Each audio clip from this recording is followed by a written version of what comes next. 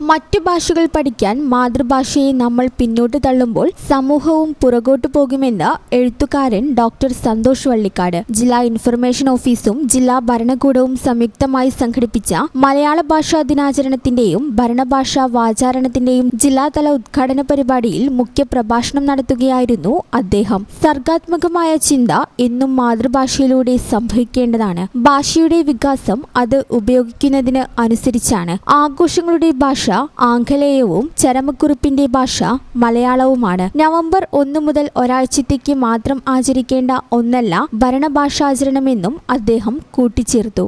തദ്ദേശ സ്വയംഭരണ വകുപ്പ് ജോയിന്റ് ഡയറക്ടറുടെ കാര്യാലയത്തിലെ കോൺഫറൻസ് ഹാളിൽ നടന്ന പരിപാടി ജില്ലാ കളക്ടർ VR വിനോദ് ഉദ്ഘാടനം ചെയ്തു. മറ്റു ഭാഷകൾ പഠിക്കാൻ മലയാളത്തെ അവഗണിക്കേണ്ട ആവശ്യമില്ല. മാതൃഭാഷ ഉപയോഗിക്കുന്നതിലൂടെയാണ് ഭരണ സംവിധാനം മെച്ചപ്പെടുകയും സുതാര്യമാവുകയും ചെയ്യുകയെന്ന് ജില്ലാ കളക്ടർ ഉദ്ഘാടന പ്രസംഗത്തിൽ പറഞ്ഞു. എല്ലാ കാര്യങ്ങളും എല്ലാ തരത്തിലുള്ള സ്ക്രൂട്ടിനി, പബ്ലിക്കിന്റെ സ്ക്രൂട്ടിനിക്കും എല്ലാ തരം വിശകലനത്തിനും എല്ലാം വിധേയമാണ് നമ്മുടെ ജീവിതം. ശരിയാണോ തെറ്റാണോ? അപ്പം അങ്ങനെ ഒരു കാലത്ത് ജോലി ചെയ്യുമ്പോൾ തീർച്ചയായിട്ടും മലയാളത്തിൽ ജോലി ചെയ്താലേ നമ്മൾ ഉദ്ദേശിക്കുന്ന കാര്യങ്ങൾ, നമ്മൾ ഉദ്ദേശിക്കുന്ന വികസനം ഓരോ സാധാരണക്കാരിലേക്ക് എത്തുള്ളൂ. മറ്റൊരു ഭാഷയാവുമ്പോൾ ഇംഗ്ലീഷ് ഭാഷ ഇംഗ്ലീഷ് ഉപയോഗിക്കണമെങ്കിൽ പ്രധാനപ്പെട്ടതാണെങ്കിലും എത്ര പേർക്ക് നമ്മുടെ സാധാരണക്കാരും പലർക്കും അത് വായിച്ചു നോക്കാനൊക്കെ ബുദ്ധിമുട്ടുണ്ട്. ADM NM മെഹ്റലി അധ്യക്ഷത വഹിച്ച പരിപാടിയിൽ തദ്ദേശ സ്വയംഭരണ വകുപ്പ് ജോയിന്റ് ഡയറക്ടർ ജോസഫ് സെബാസ്റ്റ്യൻ തുടങ്ങിയവർ പരിപാടിയിൽ പങ്കെടുത്തു. ഈ ചാനൽ ന്യൂസ് മലപ്പുറം.